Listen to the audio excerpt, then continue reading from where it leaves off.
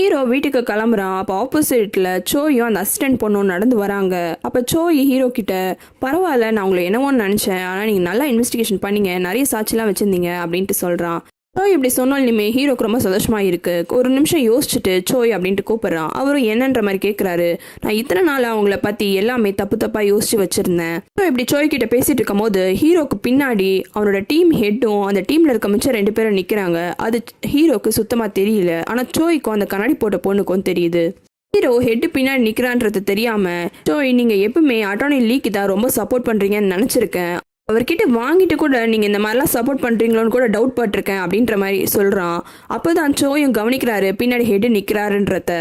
அந்த ஹெட்டும் அவர் கூட இருக்க 2 பேருமே என்ன ஹீரோ பேசுகிறான்றத தெளிவாக நின்று கவனிக்கிறாங்க. ஹீரோ கண்டினியூஸாக, நீங்கள் ஆஃபீஸ்க்கு லேட்டாக வருவீங்க, அப்போல்லாம் நான் யோசிச்சிருக்கேன், ஒரு வேளை இவர் நைட்டு போயிட்டு அவர் கூட குடிச்சிட்டு வராரோன்னு சொல்லிட்டு, நீங்கள் ஒர்க் பண்ணும்போது கூட அடிக்கடி ஃபோன் எடுத்து மெசேஜ் பண்ணிகிட்டே இருப்பீங்க. நான் அப்போ கூட யோசிப்பேன், ஒருவேளை அவங்க 2 பேர் ரொம்ப க்ளோஸு, அதனால தான் 2 பேருமே அடிக்கடி மெசேஜ்லாம் பண்ணிக்கிறாங்களான்னு கூட யோசிச்சிருக்கேன் அப்படின்ட்டு சொல்கிறான். ஆனால் சோய், இங்கே பாரு, எனக்கு பேங்க்லேருந்து மெசேஜ் வரும் லோன் பே பண்ண சொல்லி, அதுக்காக தான் நான் ரிப்ளை பண்ணியிருக்கேன், மற்றபடி அதெல்லாம் ஒன்றும் கிடையாது. இருந்தாலும் ஹீரோ இது எதையும் கவனிக்காமல், நான் உங்கள் மேலே இவ்வளோலாம் சந்தேகப்பட்டிருக்கூடாது, என்னை மன்னிச்சிருங்க, நான் பண்ணலாம் தப்பு, சாரி அப்படின்னு சொல்லிட்டு அவங்க வந்து நடந்து போயிடுறான். ஹீரோ நடந்து போனோடனே அந்த ஹெட்டு வராரு. என்ன சோய், நீங்கள் டைமுக்கு வந்துடுவீங்க ஆஃபீஸ்க்குன்னு கேள்விப்பட்டேன், ஏன் இப்படிலாம் பண்ணுறீங்க, இனிமேல் டைமுக்கு வர பாருங்க அப்படின்ட்டு போகிறான்.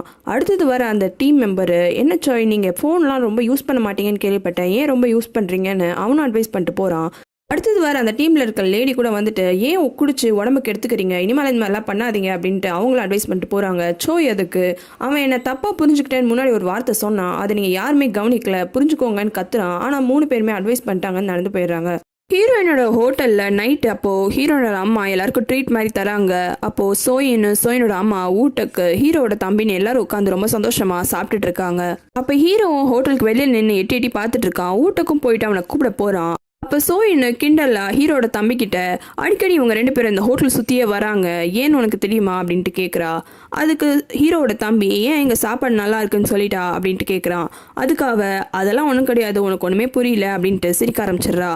அதே நேரம் ஹீரோயின் பஸ் ஸ்டாண்டில் தனியாக நின்றுக்கிட்டு ஹீரோக்கு எப்படி கங்க்ராச்சுலேட் பண்ணுறதுன்னு சொல்லிட்டு தனியாக ப்ராக்டிஸ் பண்ணிட்டு இருக்கா. ஹீரோயினை தேடி தான் ஹோட்டலுக்கு வந்திருப்பான். ஆனால் அங்கே அவள் இல்லைன்னு சொல்லிட்டு அவளை தேடிக்கிட்டே பஸ் ஸ்டாண்டுக்கும் போகிறான். அங்கே வேற ஒரு பொண்ணை ஹீரோயின்னு நினச்சி கூப்பிட்டுறான். அதுக்கப்புறமா அதை அவள் இல்லைன்னு சொல்லிட்டு அவனும் பஸ்ஸில் ஏறி அவள் எங்கெங்கெல்லாம் போவாளோ அதே இடத்துக்கு அவனும் ஃபாலோ பண்ணிட்டு வரான். பஸ் ஸ்டாண்டில் ஹீரோ ரொம்ப நேரமாக வராததுனால ஹீரோயின் அடுத்தது அந்த கஃபேக்கு போகிறா. அங்கே இருக்கிற பொண்ணுக்கிட்ட, ஒரு டாலாக ஒருத்தன் வருவாள், அவன் இன்னைக்கு வந்தானா அப்படின்ட்டு கேட்குறா. அதுக்கு அவன் இல்லை, அவர் வரலையே அப்படின்ட்டு சொல்லிடுறா. ஹீரோயினும் அங்கேருந்து கிளம்பிடுறா. ஹீரோயின் பஸ் ஸ்டாண்டில் இல்லாததுனால ஹீரோவும் அடுத்தது அந்த கஃபேக்கு வரான். ஆர்டர் பண்ணிவிட்டு, ஷார்ட் ஹேர் இருக்க ஒரு பொண்ணு என் கூட எப்பவுமே இருப்பாளே, அவள் வந்தாளா இங்கே அப்படின்ட்டு கேட்குறான். அதுக்கு அந்த பொண்ணு, ஆமாம், கொஞ்ச நேரத்துக்கு முன்னாடி உங்களை தான் தேடிட்டு வந்தாங்க, நீங்கள் 2 பேரும் க்ளோஸ் தானே, அப்புறம் என்ன உங்களுக்கு 2 பேர்கிட்டயும் ஃபோன் நம்பர் இல்லையா அப்படின்ட்டு கேட்குறா. இல்லை, இன்னும் 2 பேரும் ஃபோன் நம்பர் வாங்கிக்கல அப்படின்னு ஹீரோ சொல்லிட்டு அந்த காஃபியும் வாங்கிட்டு அப்படின்னு நடந்து வெளியில் வரான். பார்த்தா ஹீரோயினை அவனுக்கு கொஞ்சம் முன்னாடி தான் ஒரு கடையா ஹீரோ இருக்கானான்னு தேடிக்கிட்டே இருக்கா. இவனும் அவள் பக்கத்தில் போய் நின்றுட்டு, யாரை தேடுற நீ அப்படின்ட்டு கேட்குறான். ஆனால் ஹீரோயினுக்கு ஹீரோவை பார்த்தோன்னே ரொம்ப சந்தோஷமாயிடுது. ஹீரோயின் அவளே அவளோட விசிட்டிங் கார்டை ஹீரோ கிட்ட கொடுத்துட்டு, இன்னைக்கு நீ எங்கே போனியோன்னு எனக்கு ரொம்ப பதட்டமாயிடுச்சு, தயவு செஞ்சு என் நம்பரை சேவ் பண்ணிக்கோ அப்படின்ட்டு கொடுக்குறா. அதை பார்த்துட்டோன்னே ஹீரோ, இது என்ன புதுசாக இருக்குது கார்டெலாம் அப்படின்ட்டு கேட்குறான். அதுக்காக, இல்லை, நான் வேலைக்கு போயிட்டு தான் இருந்தேன், இப்போ கொஞ்ச நாள் பிரேக் எடுத்திருக்கேன், பட் என்னோட ஃபோன் நம்பர் அதே தான், அதனால் சேவ் பண்ணிக்கோ அப்படின்ட்டு கொடுக்குறா. வாங்கிக்கிறான். அடுத்தது ஹீரோயின், என்னை தேடி வந்த போல இருக்கு அப்படின்ட்டு கேட்குறா. அதுக்கு ஹீரோ, சீச்சி, நான் உன்னெல்லாம் தேடி வரலையே, நான் டேரெக்டாக ஆஃபீஸ்லேருந்து இங்கே தான் வரேன் அப்படின்ட்டு சொல்கிறான்.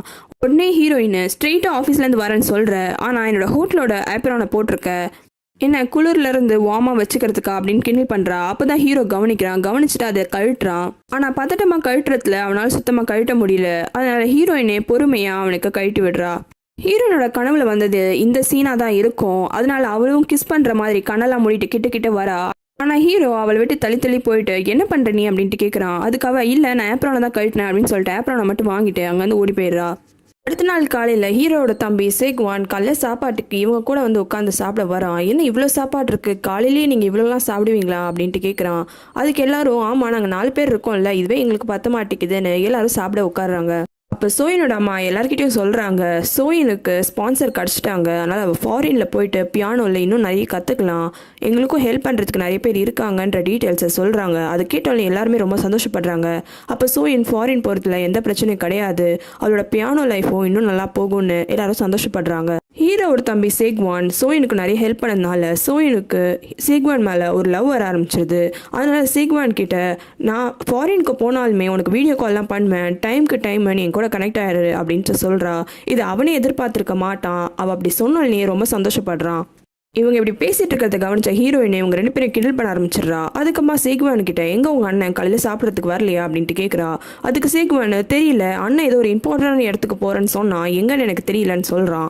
இதை கேட்டோன்னே ஹீரோயின் அப்படி என்ன இம்பார்ட்டன்டான இடம் அப்படின்ட்டு யோசிக்கிறா. ஹீரோ அவ்வளோ சீக்கிரமா காலையில் அவனோட அப்பாவோட சமாதிக்கு தான் போயிருப்பான். அங்கே போயிட்டு இவங்க கடைசியாக எடுத்த அந்த ஃபோட்டோவை வச்சுட்டு, அப்பா நீங்கள் சொன்ன மாதிரி நான் ப்ராசிக்யூட்டர் ஆகிட்டேன், உங்கள் ஆசையை நான் நிறைவேற்றிட்டேன்ல அப்படின்னு அங்கே நின்று சந்தோஷப்படுறான். அங்கேருந்து வெளியில் வந்துட்டு ஹீரோயின் கொடுத்த விசிட்டிங் கார்ட்லேருந்து அவளோட ஃபோன் நம்பரை ஃபர்ஸ்ட் சேவ் பண்ணுறான். மனசுக்குள்ள அப்பா எப்பவுமே நீங்கள் ஒரு ஆள் தான் என்னை என்கரேஜ் பண்ணிக்கிட்டே இருப்பீங்க, அதே மாதிரி எனக்கு இப்போ இன்னொரு ஆள் கிடச்சிருக்காங்க அப்படின்னு சொல்கிறான். அப்படியே ஒரு ஃப்ளாஷ்பேக் சீன் காமிக்கிறாங்க. ஹீரோ பஸ்ஸில் இருக்கும் போது அவனுக்கு ஒரு கனவு வந்திருக்கும். அந்த கனவில் அவன் ஹீரோயினை கிஸ் பண்ணுற மாதிரி இருந்திருக்கும். அதனால தான் அவன் தூக்கத்துலேருந்து அப்படி எழுந்துட்டு ஹீரோயினை பார்த்து பயந்துட்டு இருப்பான். ஆனால் அந்த இன்சிடென்ட் உண்மையாலுமே நடந்துடக்கூடாதுன்னு சொல்லிட்டு தான் ஹீரோயின் கிட்ட வரும்போது அவன் வேணுனே தள்ளி தள்ளி அவளை வெறுப்பேற்றிருப்பான். மறக்காம ரெட் லோட்டஸ் தமிழ் சேனலுக்கு சப்ஸ்கிரைப் பண்ணுறங்க. உங்களுக்கு வேற சீரீஸ் பார்க்கணுன்னா கமெண்ட்ல சொல்லுங்கள்.